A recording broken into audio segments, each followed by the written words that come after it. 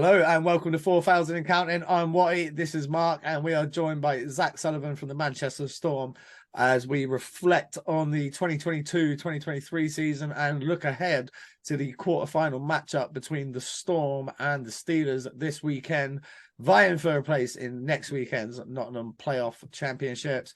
Sully, first of all, congratulations making the playoffs and congratulations on a sixth place finish. That's a very good finish for the Manchester Storm. Yeah, we kind of set our targets at the start of the year, and obviously it was a disappointing year for everyone last year at Storm, and I think we finished ninth in the end, and it was kind of even more disappointing because we got up to fourth and kind of looking at the higher spots, and then we just kind of started tumbling down the hill. But yeah, we set our targets at the start of the year, and we said, first goal is playoffs, and that was kind of secured, I think, 3-4 weeks ago now, and it was all but secured a couple of weeks before that. Dundee or Fife had to win out the remainder of their games for us not to make it. So and both when that kind of we said, right, let's kind of set our targets on Nottingham and just finishing above them. I think we played them 3 times in our last 4 games, so we knew it would kind of come down to that. And obviously we won 2 and lost 1, so we picked them to kind of spot in 6th, and we get Sheffield, not them. Your head-to-head against some of the bigger teams has actually been quite respectable this year. You've taken points off most of the big dogs, regularly off of Sheffield, which makes we'll get into the breakdown of you guys against Sheffield in a little bit later. But regularly against Sheffield, you've done well against Cardiff. You've done well against a lot of teams this year. Whereas when I was going to the bookies before and sticking a fucking line on the Elite League, your 5-team parlay, if it was Cardiff v Storm, if it was Steelers v Storm, well, I was sticking the money like where everybody else was. But this year, I haven't been like that, and we're going to record our prediction video after this, but I think I've got you guys over Steelers this weekend.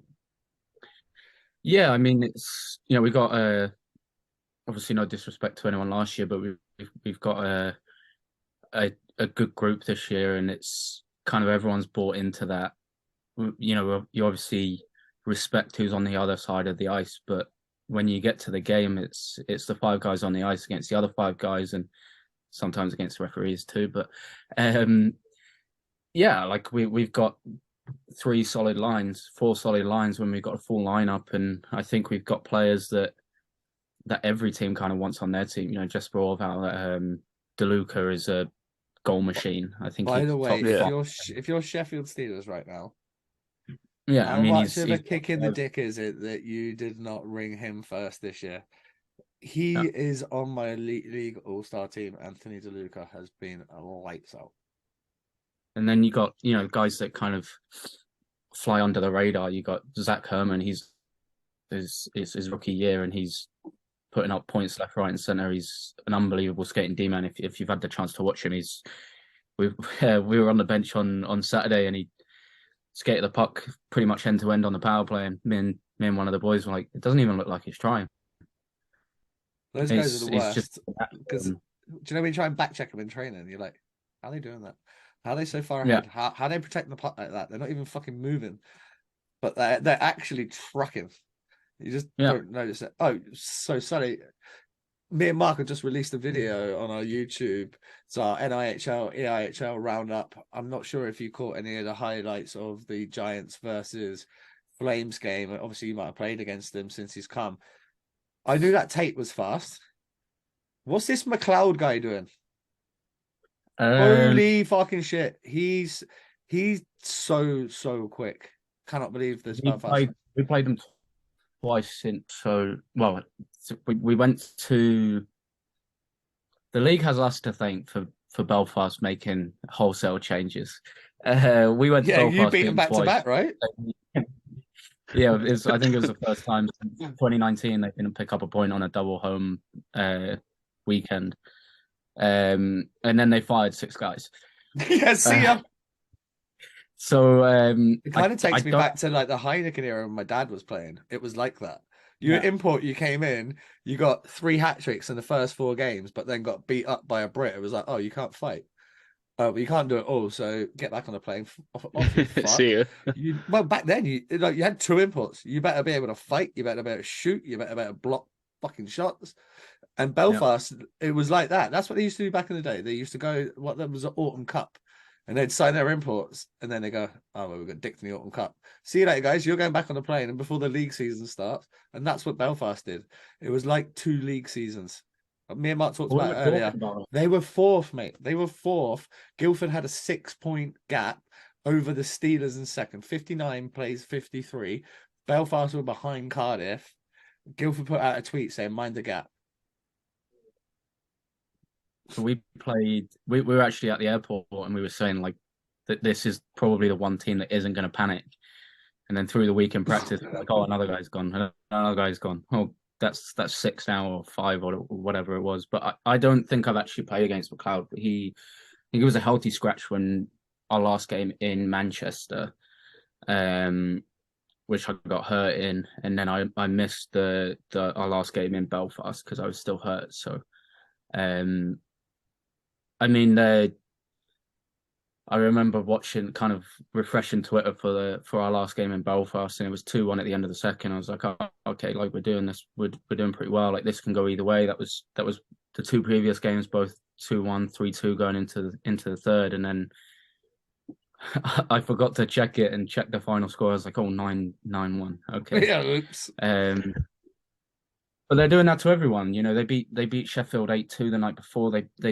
It's a top of the league clash. Whoever wins is going to win the league, and they pump Guildford 6-1. Like they're just doing it to everyone. And I mean, are they the best team in the league? For me, they are. Obviously. Come on. Out of those big teams, they're at the top, and they're playing for like. Yeah, I mean, you have to say they're favourites for the you have to say they're favourites for the playoffs, but you know, Glasgow are an 8th. They're not an 8th place team. They're a fucking 10th place team. Yeah, but you put Muse back in net. Yeah, but he's not there. He's hurt. Exactly. But you can't. I'm obviously still in the league, so I know a bit more than. No, but let me ask you a question then. You boys are in 6th, so if Glasgow aren't an 8th place team, where the fuck are they? Because they're not a 1st, 2nd, 3rd, 4th. They're not a Coventry blazing 5th. They're nowhere. I was going to say, how have Coventry been this season? They're nowhere near you boys. They might be near Nottingham because Nottingham's not great. What do you mean on paper? Summer, yeah, in summer. On paper, yeah. That we're going to walk the league, and that was Glasgow and Nottingham. Be honest. Those 2 teams were stacked. They look good. We talked about how they were the 2 teams that everyone was going, holy, like these guys have recruited well. They're going to be a good team on the ice. And from signing a rapist, that really fucking backfired their whole entire season. Moment they did that, their season went finished. I mean, they were 0-18 before. Yeah, but how did you go about fucking recruiting anybody after that, and then not sacking Malcolm Cameron, just letting him just ride it out until he got his fucking next year his deal paid off, and then I think it's like there's and by the way, it sucks because I know I've got a massive, I know you've got a massive soft spot, but if I had to support an elite league team, there's no team in Basingstoke now, so I would go with my next home team, which would be Glasgow, essentially. The Irvine, I go right hometown where I'm born, and what they've done this year has been not good enough. No, absolutely, and I think, but you've also got to take into account the intangibles that nobody really like. You obviously got the stat sheets, and Belfast have been unreal this year, but then they're a relatively young team. You know, nobody's going to be hanging their skates up this year. Yeah. Glasgow might have a couple of guys where they're going, you know, like in the room behind closed doors.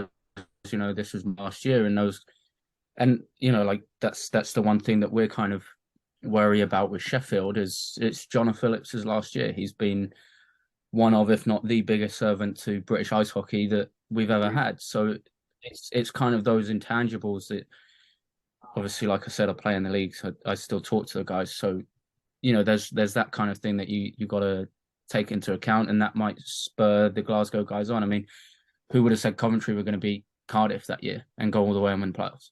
No. But I'm telling you right Coventry now, were. Belfast are not losing to fucking that clan team over two That's legs. what everyone said that year. That's what everyone said that year. And Coventry were so, as bad, if not worse, than Glasgow are this year. That Coventry team was not. What would it take then, Zach? Because I look at it, right, and I look at it like this. Since Besko came in, he's played 26 games. He's a 145 goals against. He's a 94.2 save percent. So you need fucking 80 shots to score 3 goals. Teams can't get 30 shots against them. Like, how do you beat them?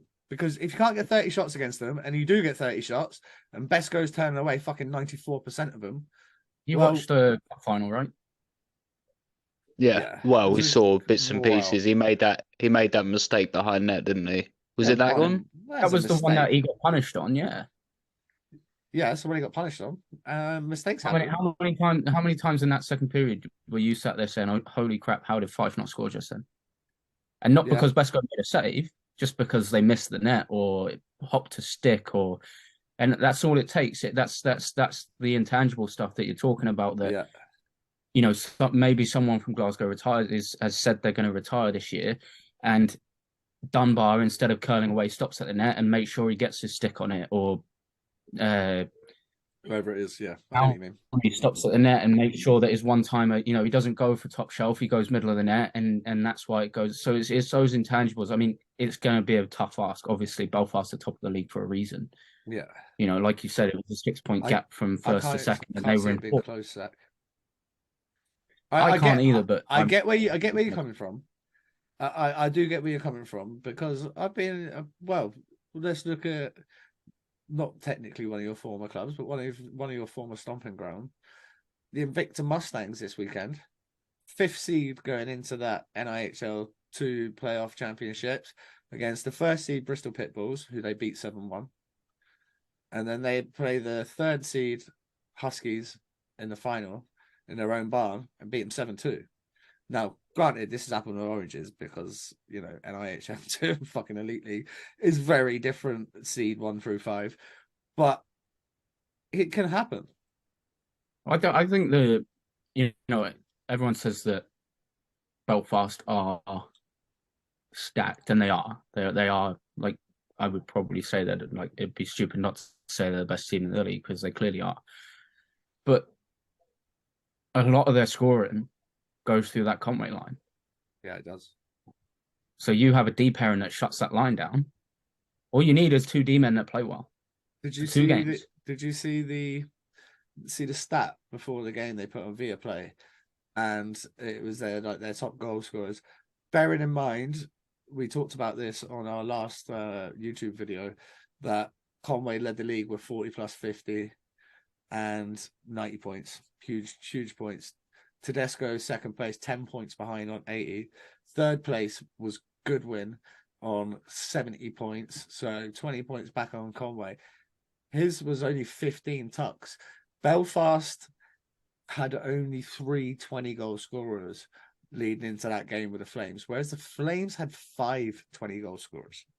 So where your point about that big line doing damage, Guildford have 2 and a bit lines with 60 goals there and 30 goals there and 10 goals there, where you're kind of saying Belfast have got a lot of their apples in that top basket. And like, I know Glasgow have been defensively woeful at times this year, but they've got, like, every team has at least 2 good D-men. Mitch Jones and Massey could do a job for sure for 2 games. That's all you're asking, 2 games. Shut that line down for 2 games. You've seen stranger things. Oh yeah, of course.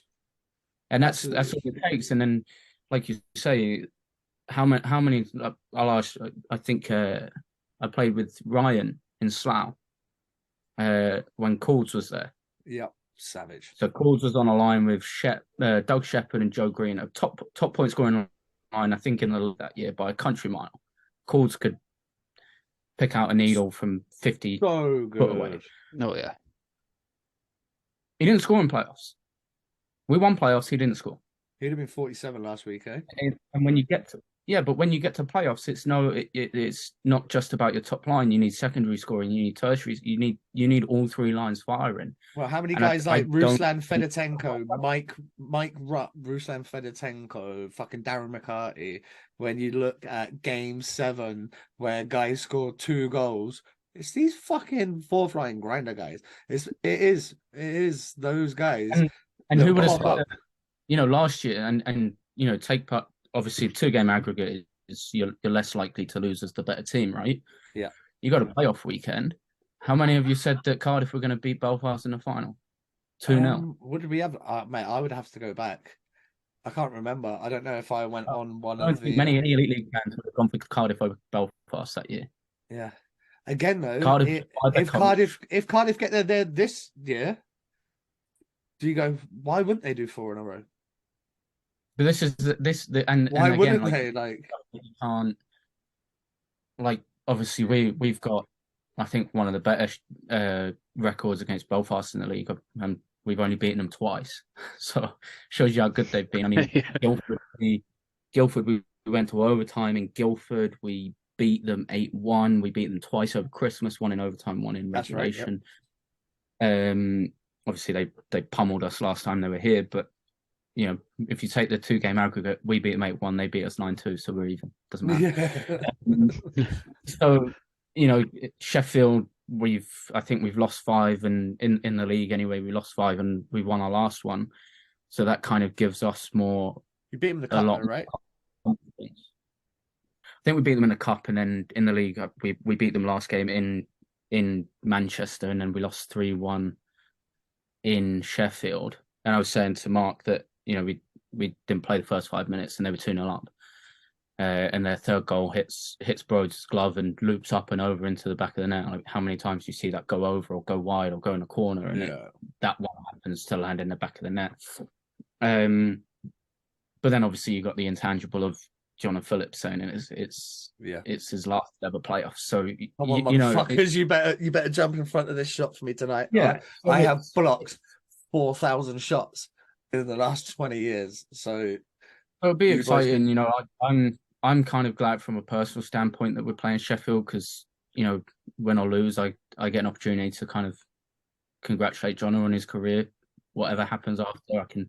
What Glasgow did on the ice was a really nice touch, shaking his hand after. Yeah. I'm sure that Cardiff did the same as well.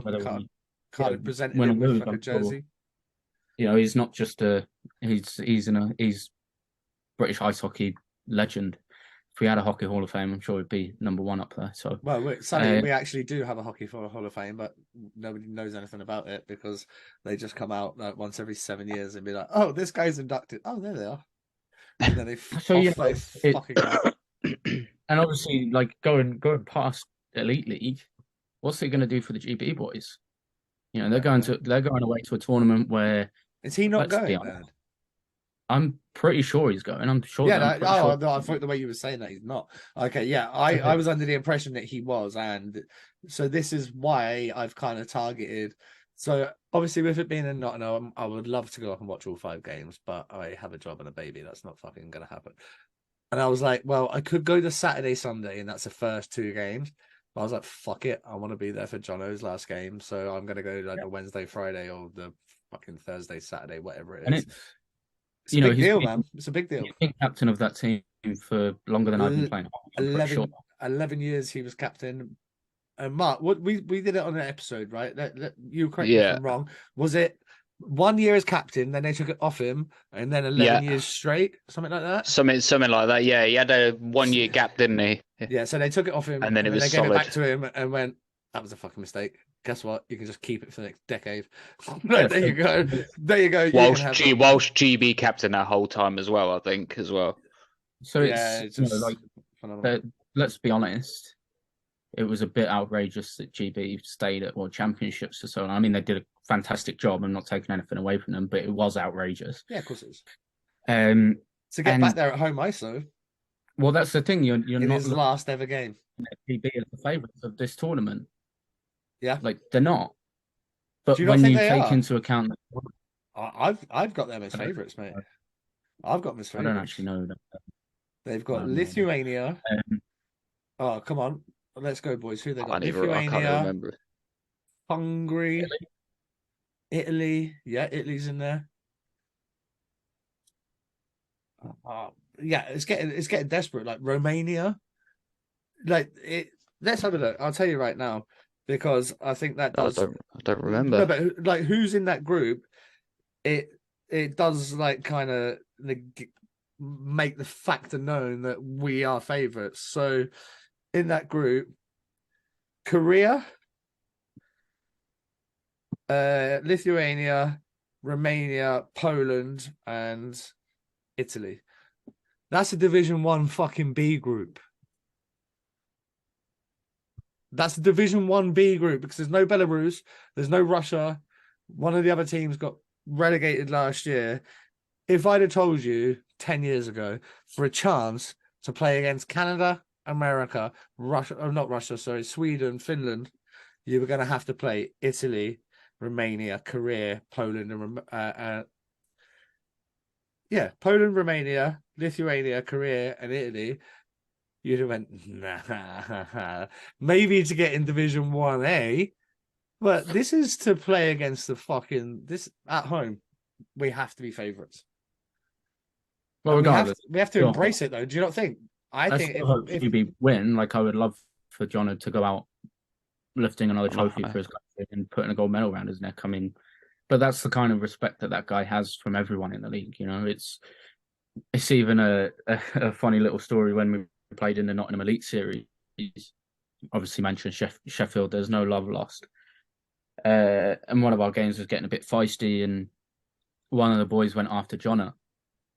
And Finner was screaming from the bench, screaming. Called our guy over and was like, "You do not do that to that guy. Anyone else on our team, fine, but not that guy." Yeah. That's Finner. You know, he's got his own reputation, and I don't really feel like I need to comment on it. But that's a guy who's always kind of encouraged that physical play, and he's saying mid-game, no, not that guy. And that's the respect he demands. And like, you know, it's kind of fortunate that we've got quite a few first-year guys in the league, but we've got quite a few guys that have played in this league for a while. And the kind of one constant of the Elite League, you know, the rules always change, the refs change, the fans come and go, and the one constant is when you play Sheffield, John Phillips is going to be wearing the captain jersey. Yeah. So it's like I was talking about, it's kind of one of those intangibles that we obviously need to be wary of. I mean, we got caught out with it earlier this season. We played Glasgow the first game after Cameron got fired, and we didn't really take that intangible into account. Didn't think they were going to be flying out the gate because their coach they picked their first win up, and Adam Walker on the bench, wasn't it? I think so, yeah. But that's the kind of thing that and then obviously, you know, some guys step up in playoffs, some guys kind of wilt in playoffs, and it's kind of different style of hockey. It's a much more physical type of hockey. Like even the European style teams like Coventry and Guildford, I think they'll be playing a lot more physical this weekend coming. It's I actually remember we played Dundee one year in Glasgow, and we did our pre-scout all week. And it was, they don't hit on the forecheck, they just chip it in from the red line, they don't hit. So we're going to have time going back on the park, and we make good plays, like hit the middle coming out of our end, and we'll get breakaway after breakaway. Played them in Dundee first. I think I've been hit 12 times in the first 2 shifts. Yes. And that's just one of those things that, you know, styles change eventually. Yeah. And it's kind of I know everyone would rather it be a series rather than a 2-game aggregate, myself included. But it's kind of the beauty of the 2-game aggregate and then a 1-game semi-final and final. Anyone can do it. You got to win 4 games to win a trophy. You don't even have to win 4 games. Well, you boys have had what? You got to win 3 games to win a trophy. What have you boys had? 6-game run this year at one stage? Yeah, we beat. I can't remember, 6, 7 in a row or something at one stage. Decent. 7. That was when we beat Sheffield at home on a Wednesday. And this is the thing, you know, we played against Sheffield well. Take away the Challenge Cup, which obviously being in a group with Sheffield and Nottingham is tough for us to get out of regardless of how teams are playing. I think our first 2 months we played Sheffield and Nottingham 12 times. It gets a bit boring and it gets a bit tired, but obviously that's the setup that the Challenge Cup has gone with, and it's obviously good for our home crowds because our fans don't like Sheffield, so they come down and watch. Turn up. That's the thing we've been saying all the way through. When we knew we were in playoffs, we were kind of like, we should be confident going up against anyone because they got to come to Manchester. Yeah, you can have your best laid plans. I mean, you played for Phoenix, did you not? No, I played against them plenty of times though. Yeah, and like you can have your best laid plans. You could do a month of pre-scout Manchester, and it's all out of the window in the first 5 minutes because of the rig. Well, there you go. I'll give you a playoff time story and Manchester, and sum up the EPL in fucking 1 hot minute right now. So it's a Pinky and Seskia and Bracknell, and we beat the Raiders maybe twice to take the 8th spot out of 10 to secure our place in the playoffs, and we land the Manchester Phoenix, and our bus breaks down on the fucking motorway, and we are stuck on the motorway services for like 3 hours. The football got kicked on the fucking roof of the service station 4 minutes in, so it was just like, okay, well that's that finished. Now what? And they're like, yeah, it's coming. Face off gets delayed. We go in there. I think at the end of the first shift, Huppy had one, Courtney had one, Hand had one, Walks had one. I was like, okay, maybe we should have not have broke down on the motorway, but these things can happen on a 1-game, 2-game weekend. Like you talk about intangibles, shit like that. That wasn't in our fucking pre-game scout plan for our bus to blow up on the on the way up to Manchester and to be stood at the service station. You're just eating your pre-game because you're like, right, we're 3 hours out, boys. You get your pasta in, you have your coffee, you might go for a nap, whatever you do. Your whole routine changes because the face-off's just changed by like an hour. You're getting into Manchester and putting your kit on after standing in the service station. Not a fun thing to do. No, and then we've obviously got like we've obviously got to wait and see if there's any suspensions kind of carrying over from the last couple of games played for either team. And why would there be? What have I missed? McNally would be up, wouldn't he? He got thrown out for spearing against Cardiff.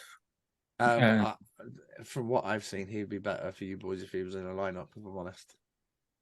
But he's one of those players that if he turns up and plays the role, yeah, he's a playoff kind of guy. But so 8 plus 14 for the amount of fucking power plays he gives away in 55 games. I could take him. I could take him. Or leave him. It's kind of we'll kind of do our.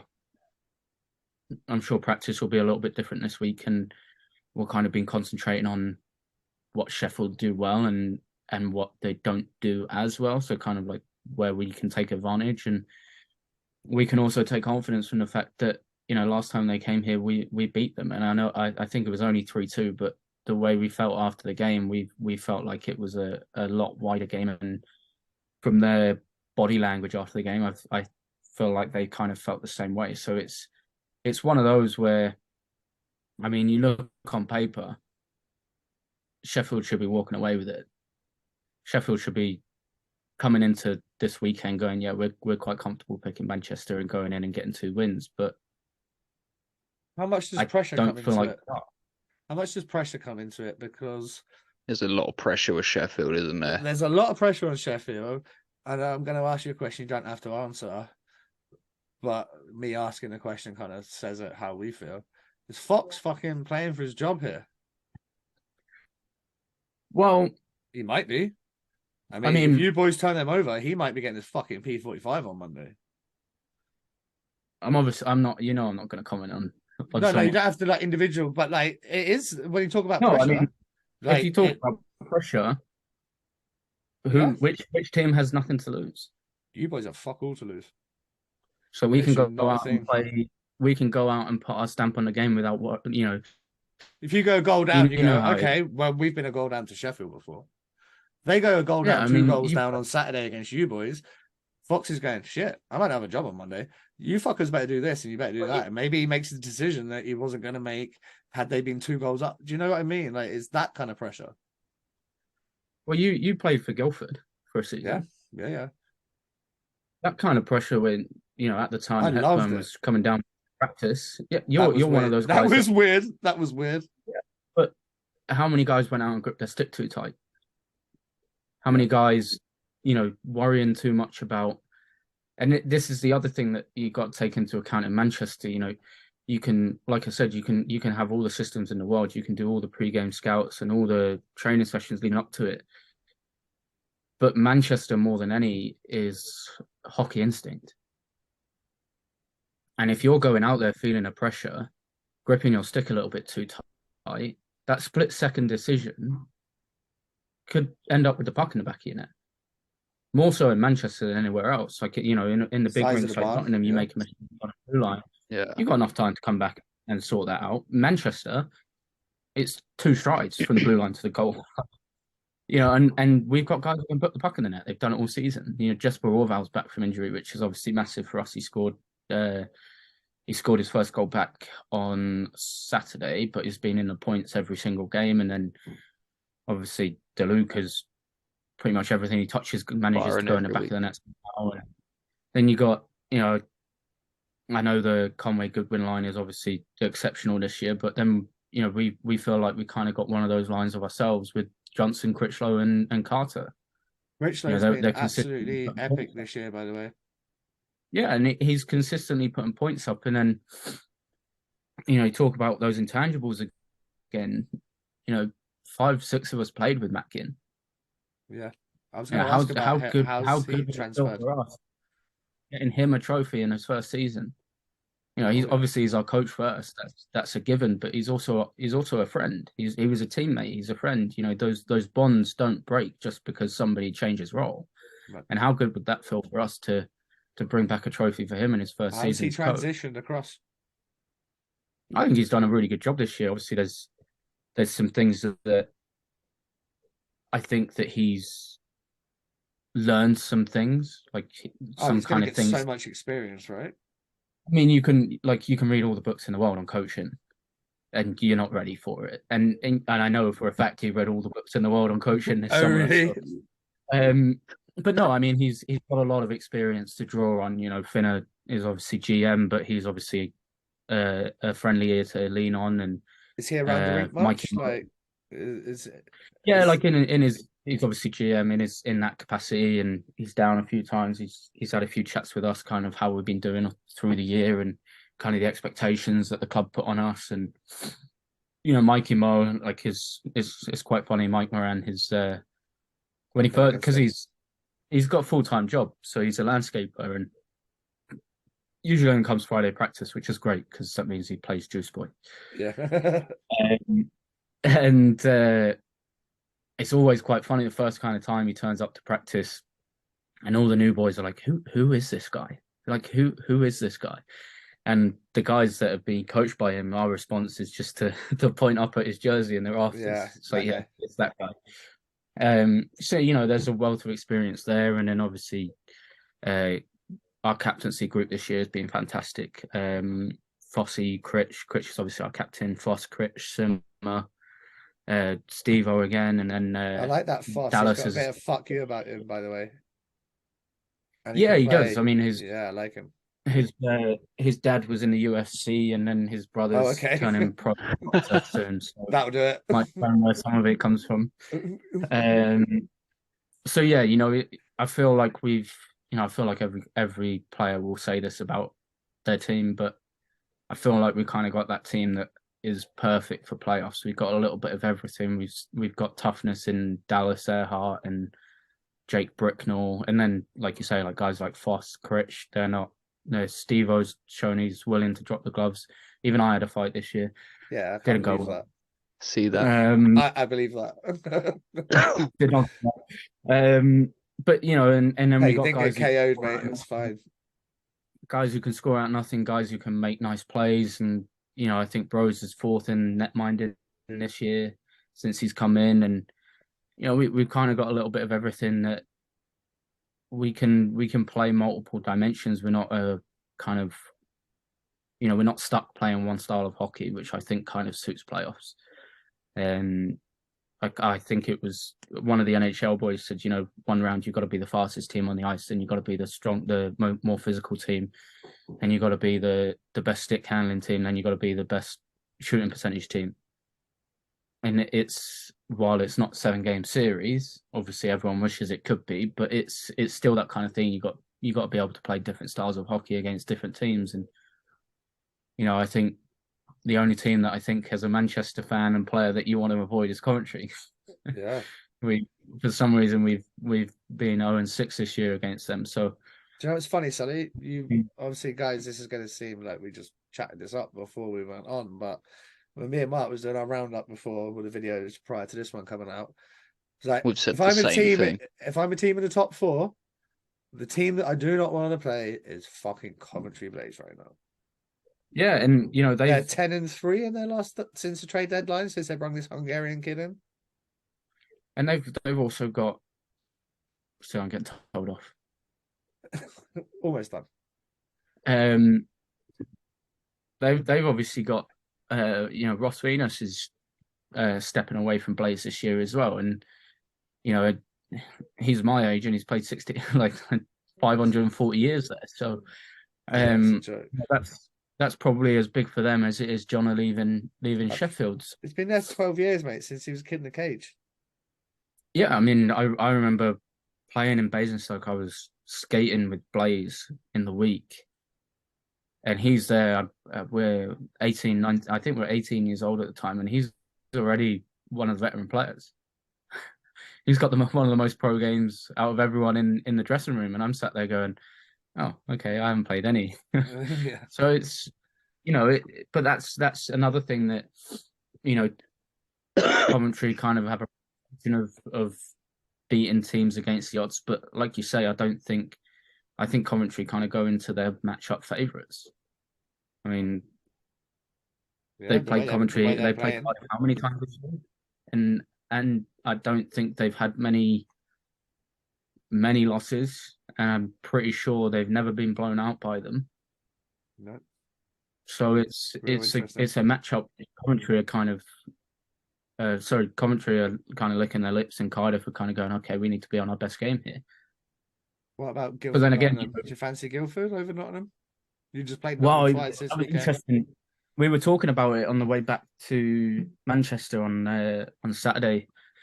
Nottingham haven't actually played that badly against Guildford. Okay. Interesting. More interesting. I don't think they picked up many points, but I don't think many teams have picked up many points against Guildford. I think we're probably the best record against Guildford in the entire league. But yeah, I mean, again, Nottingham have that kind of team. You look at them on paper and you're wondering how on earth they're in 7th place. No idea. They got 2 solid netminders. They bring back Corey. They bring back Corey. He won like fucking 6 titles there. You'd think that? Yeah, you kick him into gear. You got probably the toughest guy in the league in Gags. Yeah. And you guys who can put the puck in the net. And let's be honest, 4 games, that's all you need. You need guys who can put the puck in the net. I mean, when I was in Slough, we somehow won playoffs. We lost 7-4 in Milton Keynes, night 1. We come back the next night, win 7-3. Darius Piskauskas, 5 goals. He was so good. But that's a guy that can put the puck in the net. I think he then scored twice against Guildford in the semi-final and scored a hat-trick against Manchester in the final. Yeah. He's a guy that can put the puck in the net. And obviously, Rocky played well in net. Greg Rockman played well in net. But it was one of those playoff kind of runs where he was going to score more than the other team anyway. Could have played with a cone and a puck on top of it and we still would have won the game. He's one of the only humans that I've ever skated into, and all the oxygen in my body left. I stepped up on him with a full head of steam, and he could move when he was in his heyday. And I stepped up on him, and I remember I came off the bench and I was flat-footed, and I thought, "Fuck it, I've got to get in his lane." And I hit him, and it went, "Oh!" and every bit of air just like left my body. He was undercover strong. His snapshot was phenomenal, and when he was on, man, he was on. Sully, we've rambled on about playoffs. A couple of other points that I want to get you on because we haven't had you on here for a while. Elite League rumored to be going 15 imports. That's the first one. What's your take? It's interesting. I think it makes sense because inevitably we both know who guys that are going to leave the league. Yeah, I mean, And I don't know who replaces those guys. Yeah, I mean, it's kind of a double-edged sword. I think it's quite a few guys have stepped up this year from NIHL National and done themselves quite admirably. And Sean Norris in Belfast, I'm pretty sure he's over a point a game now. Sam Talbot, I think, has been playing in Coventry. Sam Russell, Liam Stenton had a couple of points against you boys at the weekend, I think. Yeah, actually, he played absolutely amazingly against us this weekend. So did Archie Hazeldine. I like him. Oh yeah. So it's interesting. I can understand both points of view. I can understand why the league are doing it. I think they think it's cheaper for them to bring an import over and pay him £200 a week than pay a Brit. Yeah. Disappointed, obviously, because like I'm a big advocate for young British players. I'm always trying and get them up into the league if they want to and help them any way I can. So it's kind of disappointing from that point of view. But then also I was talking to Mac about it, and it's kind of clubs sometimes do take that leap. Living the dream in Leeds, by the way. Have you seen his fucking apartment? Oh, no, Jamie McElroy. Oh, I'm sorry. I thought you meant fucking Matt Howlett. I was I want to see how this kid's living now. Pad. Fucking gone from Dundee to Leeds. See you fucking Elite League. Bye. I'm going to go live in a fucking 2-bed penthouse and get paid probably double what I was on. Some teams do kind of take that leap of faith and sign a young Brit, and they're sometimes not rewarded with a professional attitude. With an attitude that is, I'm going to come to work every day and I'm going to be the first on the ice, last off the ice in the gym every day and do everything I can to take full advantage of this opportunity. And don't get me wrong, I was not. I was going to say, it sounds like a young Zach Sullivan. You went to the gym because I got incredibly lucky. So yeah, I can understand it, but I'm disappointed. Yeah. Okay. The other subject has been the National League is rumored to go to 3. I'll say rumor. I think it's pretty much official now. Do you think that helped kind of bridge the gap a little bit between the leagues, just having that extra import, an extra bit of knowledge? We've touched on it on the podcast. There's 22 imports in the league as it stands right now. Not a single fucking D-man. Obviously, the talk's been will teams go goalies? I personally think for development of the league, as somebody that's been a young Brit playing at Invicta, then on to Slough and then Basingstoke, how important was it to get to play along some good import D-men? First of all, I think if there's so played in New Zealand, obviously, and they changed their import rules, so you're allowed 4 imports in New Zealand. But they changed it so that if one of your imports was a goalie, it took up 2 import slots. I think that would be something that the NIHL... I like that. Interesting. You have a goalie, but he takes up 2 slots because essentially New Zealand didn't have any goalies coming through because everyone's supporting an import goalie. Yeah. So it kind of addresses that, first of all. And every team in the NIHL National has a very good British goalie, as far as I'm... Yeah, I agree. So it'd be disappointing to see teams go with an import goalie. I mean, did I learn most of what I know from the imports I played with in the EPL? Probably not. I mean, it was guys like yourself, Joe Greener, Adam Greener, Joe Baird, Joe Miller. But then I was very fortunate to play with, a caliber of player that probably would be playing in the Elite League. Yeah. In this day and age, all those guys I played with in Basingstoke and Slough would probably be Elite League players. Tom Carlon, Brian, your brother. Yeah. They're all brilliant players in their own right. But yeah, I mean, learned a lot from Mindy, obviously, like Darius Paskauskas, Adam Calder kind of took me under his wing as his adopted son when I was in Slough. And as a young guy, like, you probably don't even yeah, realize what an opportunity that is until you I look like back as that. late in your career and go, "Fuck, that was sick! I got to play with Colts." So I was like Yeah, 17, and absolutely. And you know, he just scored like 250 points in the previous 3 Elite League seasons, like yeah, ripped the league apart, and then there he was, like, you're 17, you get to play with that guy. It's gonna and make you it better. wasn't just playing with him. He was like going out of his way to give me pointers, and like a guy like that. I think he was 34 when he played with us in Slough, and the other guy's first off the ice. Practice is done. Yeah, I'm off. I'm going home. And he's staying on for half an hour, working on one-on-ones with me, working on shooting, working on passing, and it was just like, even like you kind of look back and it means more. But even at the time, I was like, holy, like, this is insane.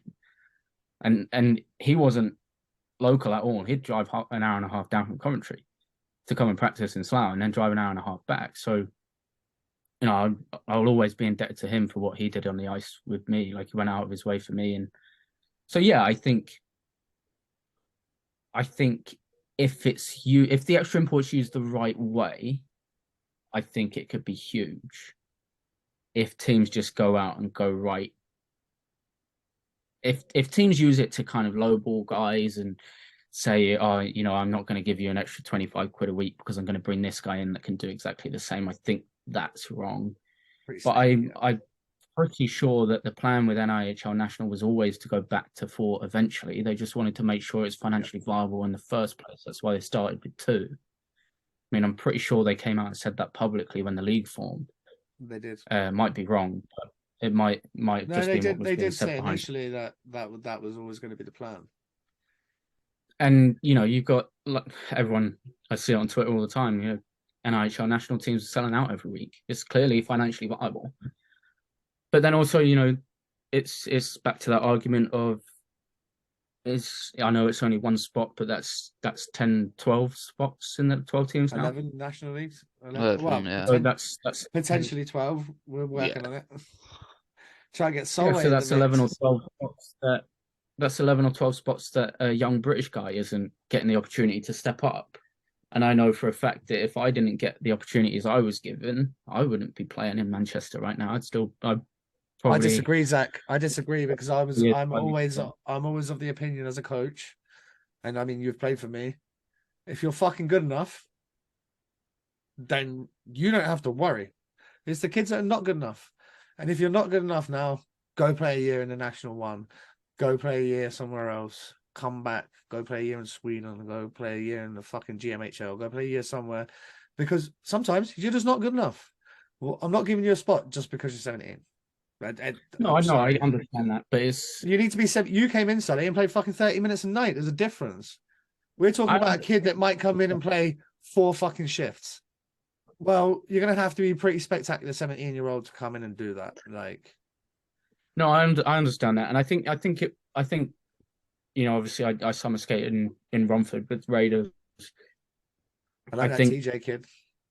Yeah, and that's the thing. Like, he's been, like, he's one of the guys that's kind of stood out in summer ice. Obviously, you are Aaron, and obviously Scotty retired this year for them, which is a massive loss for them. So them to make playoffs without him is massive, because it's not just what he brings on the ice either. He's a, as you know, he's a big character off the ice.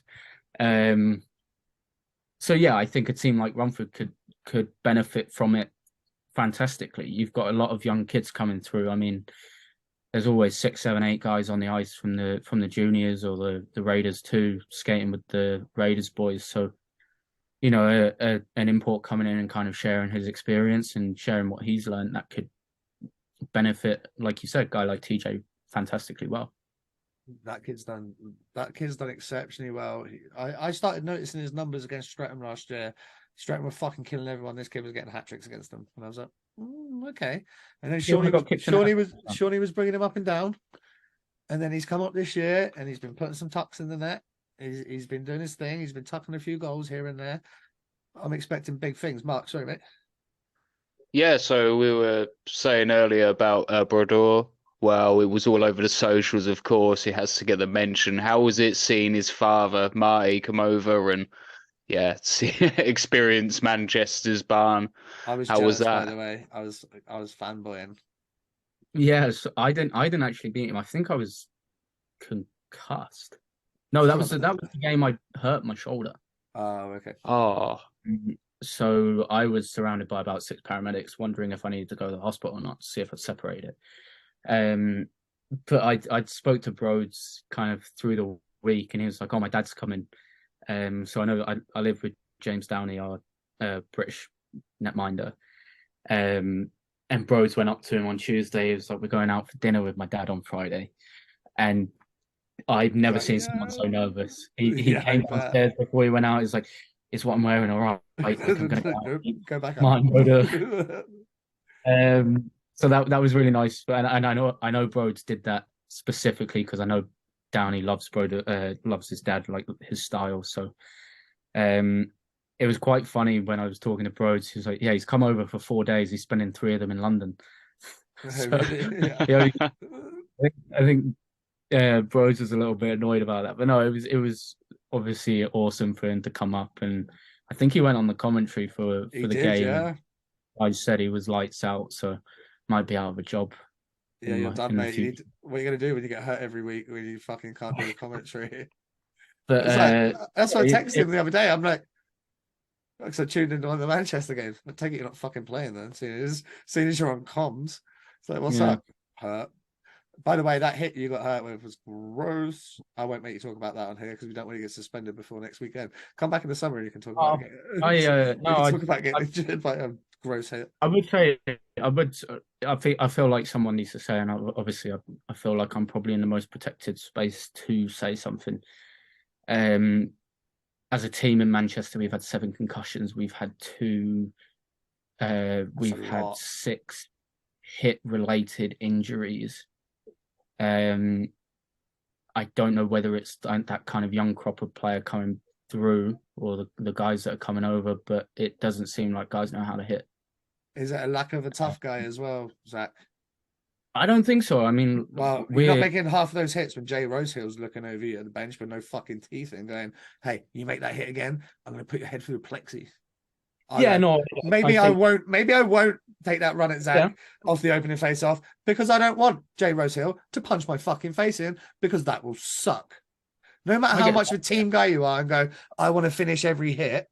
When Jay Rosehill and Brian McGrattan's on the other side, you go, do I need to finish this hit?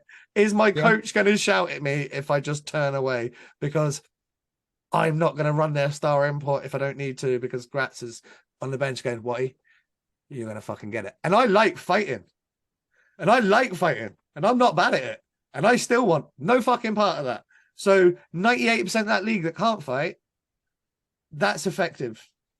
Yeah, no, it definitely is. And I think it's also kind of, I do need to be careful of how I word this. It's the kind of repercussions from it on the ice, like you said, like there's no repercussions. You make a bad hit. I think there's only 3 or 4 out and out tough guys in the league this year. So yeah, you're obviously not really getting much repercussion in the way of having to fight someone, having to answer to what happens. But I feel also the punishments could be the punishments hand down could be stronger. You know, if you're making a hit, I mean the hit on me that hurt my shoulder, it's often open. I think they've just scored their 4th goal. The puck's come back to me. I'm getting the red line and putting it deep. Anybody who is, you don't even need to play hockey to know that is all I'm going to do. The way my body is shaped, where the puck is, where the players are, it's all I'm doing. There was absolutely no need to finish that hit. Add into the fact that I'm 3 foot away from the boards, it becomes a dangerous hit to make. But the hit was made, and you know, I understand the league's position that, you know, guys are less likely to be repeat offenders if they're losing money. I get that. I feel also, I feel there's a sweet spot. Does it actually come out the players' money though, Zach? Or yes, it does. It does. Yeah, it's in our contracts that if we get fined, the teams take it out of our paycheck. Yeah. So it's Yeah, but I'm still coming into Finner and I'm like, I've got a fucking mortgage, mate. Bullshit. You're gonna have to pay my fine. I'm like, I'm going National League. See ya. So yeah, I whether know that there's kind going to of be cases of that happening. So that's not a I feel like deterrent. there's a middle ground where Also, where's that money go quickly before we bypass that? Does that go into it emergency players fund? I fucking better do. I have no idea. That all better go Um, into an emergency players fund. Every single fucking cent of it, every single cent of of a penalty point fine on the ice better go into a fund. And if that's not Yeah. something, then if you do know, please let us know, because that's the only place that should go. The fines in the NHL go to the NHLPA. They don't go to the fucking league. They go to NHLPA so that guys can get looked after if they I need feel it. like there's a middle ground. I mean, last season the league were heavy on the game suspensions, and this year they're kind of been aiming more towards the fines. I feel like there's a middle ground where fines and suspensions are kind of, if it's something that's dangerous, if it's something that's an accident, a judgment call that someone made a bad hit and it was a mistake. Accidental Okay, high yeah, stick maybe. or whatever. Like you're Yeah. not But gonna then take if it's fucking something food that's off a malicious, guy's table. yeah, if Because it's he something that's accidentally malicious stuck them. intent to injure, I think that could be. I've always maintained that the referee's number one job on the ice is to keep players safe. Yeah. That should be what DOPS' number one job in their role is as well. That's my say. Right, we've kept you for quite a while. One more point, because I'd be remiss if I didn't ask you about it on air, seeing as you're obviously a big advocate and you're a big spokesperson of the community, whether you like to be or not.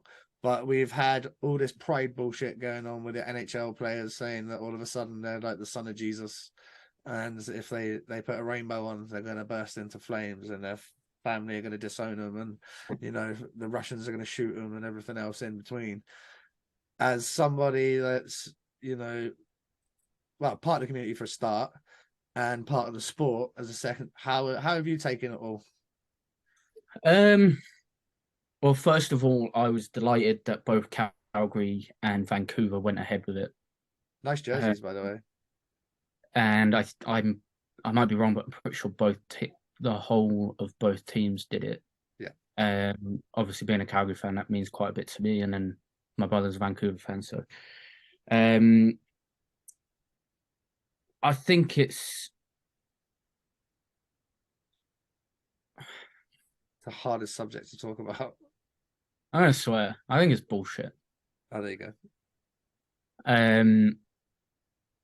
Two religious guys of my team, they have absolutely no problem with me. They had absolutely no problem using Pride tape during our Pride weekend. They had no problem wearing a rainbow jersey, because they know for a fact that them wearing a rainbow jersey or using Pride tape is not saying I'm gay. It's not saying I am LGBT. It's simply saying you are welcome to come and watch or come and play in our sport.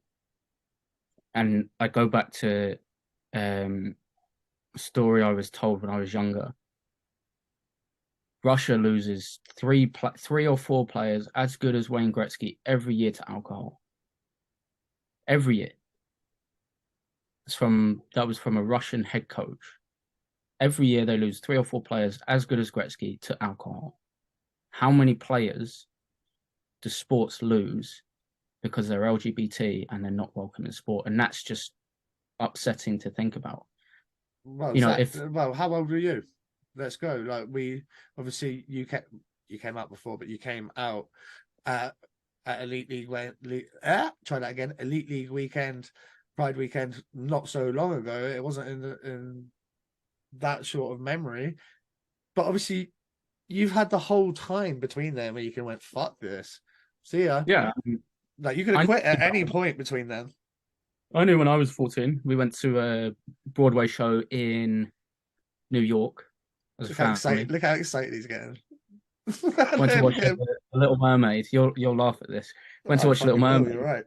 And I was absolutely shattered because we'd done tour of Madison Square Garden. We went to the M&M store shop, and they've got the biggest candy shop in the world there. So we did that all in one day, and I was absolutely shattered. I remember saying to my little sister, "Wake me up when Sebastian comes back on stage. He's really hot." That was it. Yeah. That's But it. that's the thing, it's I think it's not to kind of go at religious people. I've got absolutely no problem with anyone, as you know. Either. But I think it's kind of hypocritical to nitpick which part of the Bible you are going to adhere your life to. If you're a Christian, you're a Christian. Listen to the whole book. I mean, I'm pretty sure word for word it is, "Thou shalt not work on the Sabbath, because the Sabbath is a holy day, and anyone that works on the Sabbath shall be put to death." So that's pretty much word for word from the Bible. So how many Christians have worked on a Sunday? And if you've been working on a Sunday, you have no right to question other people's life choices. It's very interesting because obviously, as outsiders, myself and Mark looking in, we haven't actually addressed it on the podcast yet, but we've spoken about stuff like that. As a player, I was never I never walked into the room and was. And by the way, don't get offended if you are religious, but I am about as atheist as you can fucking get. Like, I am about as atheist as you can get. Yeah, there's 1,000% chance that I'll put a Pride jersey on. If I had to walk in and put a yarmulke on or a cross or something, then no, because I'm not. That's your religion. I'm not choosing to be a part of the religion. I think you choose to be religious. You don't choose to be gay.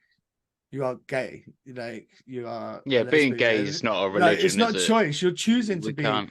You're choosing to be religious because your mum and dad are religious, or you go to a Catholic school, or go to a Protestant school, or you grow up in a highly dense Muslim area. Like you do. I do actually. I want to give props. Obviously, they're not going to listen, and I probably don't even care. But Florida Panthers went ahead with their Pride game, Florida Panthers, and they made it as extravagant as they possibly could. As you would in FMA. Considering Florida is kind of a hotspot for anti-LGBT laws being passed. I'm not going to say the senator's name because he's a bit of a knob. That was pretty powerful that they went against what their sitting senator told them to do and said, no, we're going to go ahead with it anyway. There was a mass shooting there, right? Am I right? The nightclub, there was a shooting in a gay bar, I think maybe 2017, and maybe it might even be a little bit later than that. Yeah, that was when Brock McGillis decided to come out. Cool. Well, it's fucking Brock, isn't it? Of course it could have been. But yeah, no, I think it's kind of a joke. I understand that everyone has their own right to believe in religion, believe in whatever they like, do whatever they like within obviously the realms of the law. But as far as I think I tweeted after Pride weekend, something so simple is so powerful. You're putting a rainbow jersey on. You're putting a piece of clothing on that has some colours on it. I've noticed our Twitter following, Zach, in the last 2 years. I'd say our Twitter are following 3-4% now. Rainbow flag on the end of their fucking bio. Yeah, I mean, I think obviously it's a different culture here to the States. That's probably a big part of why I don't really understand anything. And I know the guys that, you played with plenty of imports yourself, guys that come over here, they kind of fully immerse themselves in our culture. And it's why quite a few of them never leave. They come over and they stay for the rest of the time. But yeah, I mean, it's kind of worrying, I mean, you got a guy, it's not a hypothetical question anymore.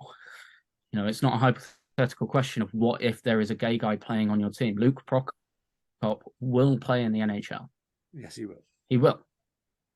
He is lights out. He's been lighting up his team this year. God. Jeremy Brodo played with him. He said he shot the puck so hard. He did everything so well, so much better than everyone else. There will be a gay NHL player.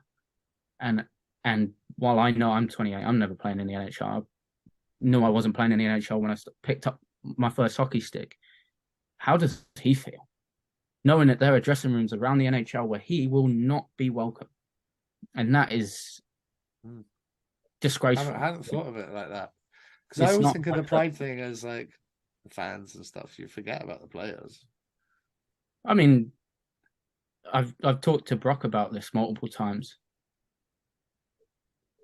1 in 5 people are LGBT. You think that doesn't apply to hockey? No, of course it does. I used a How many guys you played with over your career, Watty? 100, uh, 200, oh, 300, way more than that. Way, 400? I reckon we're getting talking into the 500. So we're Okay. talking, I reckon 60. What? So you're saying 60 60 to 80% probably? Not 80%, 60 or 80 people. Yeah. Yeah. But this is the thing, and obviously, you know, By the way, looking back, hockey's the most fucking homoerotic sport on the planet. If you've ever been around a bunch of the guys, but I think yeah, also 100%.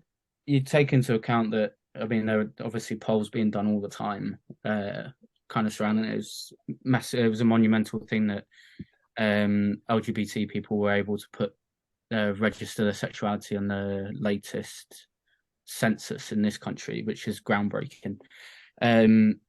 But yeah, it's like I said, it's not hypothetical anymore. There will be a gay NHL hockey player.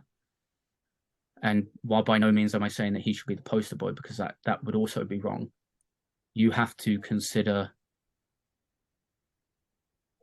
people's feelings. I mean, that sounds cheap and it sounds kind of wishy-washy, but you know, Luke Prokop has the potential to be a brilliant NHL player.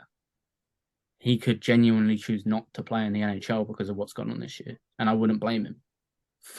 You've also and then with the polls, like a lot of the younger generations are more fluid with their sexuality. So it's a question that I don't necessarily have the answer to, but it's something that, I mean, it was quite close to our Pride weekend when it kind of all started kicking off, and I think it's embarrassing. And it started with the Ranger, was it the New York Rangers player that didn't wear the Pride jersey, the Russian? There was a couple of guys. And then his jersey sells out in the fan store. Yeah, twice. It happened twice. By the end of the day. And I mean, I get guys' decisions not to wear it. I don't agree with it. I get the decision. It's your choice. But the bare minimum that NHL club could have done, NHL, they make billions in merchandise revenue every year. The minimum they could have done was pull that jersey from the fan store. Yeah. How easy would that have been? Yeah, but they did. And that's why a lot of LGBT hockey fans, players, coaches, XYZ, feel that the Pride nights in the NHL are just for show. Because they do them, and I do have one more question, Zach, because we kept you for ages. Yeah, Adam's going to be really annoyed. Is there any other gay guys playing ice hockey that you actually know of? I'm not going to answer that question. Okay, so yes, cool. And this is what I'm talking about, like, because obviously we always do. No, but I know, but we always do the 1 in 500 talk, and we always do the 1 in 50 talk, and the fucking 1 in 5, and then we realize. But the one question I've never asked you on this podcast, and it was that one. Oh no, other than fucking Brock, he's about as fucking gay as they come. Like, obviously he doesn't. Yeah, I loved him. Shout out, actually. I'm going to working with Toronto. He's nice. He just launched. I've got to find it. One sec. You can edit this. Yeah, that's what you think. But yeah, if you guys, while Sully's looking for that, if you haven't, Sully actually joined me to guest host for an episode, and we interviewed Brock McGinnis, and fuck me, can that guy tell a story? He's got stories for days, and I'm sure Sully's found it now, so I'll stop adding. Alphabet Sports Collective. Pull it back from the camera touch so people can read it. Yeah, that's a bit better. Okay, Alphabet Sports Collective. It is the Brock's co-founded it with Curtis Gabriel. There's a lot of prominent NHL figures, lawyers, merchandise people, PR people, social media accounts, and they are pretty much the only LGBT foundation worldwide specifically for hockey, and they're annoying all the right people, put it that way. Right, Sully. Unless Mark has anything else for you, Mark? Anything? No, that was good. That was really good. I wish you the best of luck for the playoffs. Yeah, Good thank you. luck. I would. I'd like to see you there. 4,000 counting going to be there. It'd be good if you boys were there playing. But yeah, like I said, buddy, best of luck. Thank you very much for joining on playoff week. Have a good week at training, and then just do what you boys can, man. I've got to go save my relationship now. Right, have fun, buddy. Cheers. Hey, peace.